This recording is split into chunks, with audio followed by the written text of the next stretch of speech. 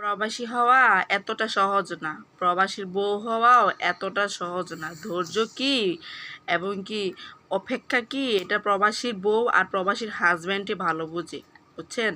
পরিবারের অমুক বলেন তমুক বলেন, তাদের কোনো অপেক্ষাও নাই, কোনো ধৈর্যও নাই। কারণ তারা যখন কিনা প্রবাসী দেশে আসবে, তখন প্রবাসীর যে প্যাকেটিংটা থাকে না, প্রবাসী যে কী আনবে না আনবে, আমার জন্য কী আনবে, তার জন্য কী আনবে, ওইগুলোর মধ্যেই প্রবাসীর ফ্যামিলি বলেন অমুক তমুক বলেন তাদের আকর্ষণ থাকবে। কিন্তু ওই যে একজন বউ থাকে যে অর্ধাঙ্গিনী রেখে যায়, তার মধ্যে তো ওইটা থাকে না। তার মধ্যে থাকে কখন আমার হাজব্যান্ড আমার কাছে আসবে, কখন আমি তাকে দেখতে পাবো, কখন আমি তার অপেক্ষায় দিন গুনে যায়, বুঝছেন। এটা হচ্ছে অপেক্ষা, এটাই হচ্ছে প্রবাসীর ধৈর্য, এটাই হচ্ছে প্রবাসীর প্রতি একজন বউয়ের প্রতি স্বামীর ভালোবাসা, এবং কি একজন স্বামীর প্রতি বউয়ের ভালোবাসা।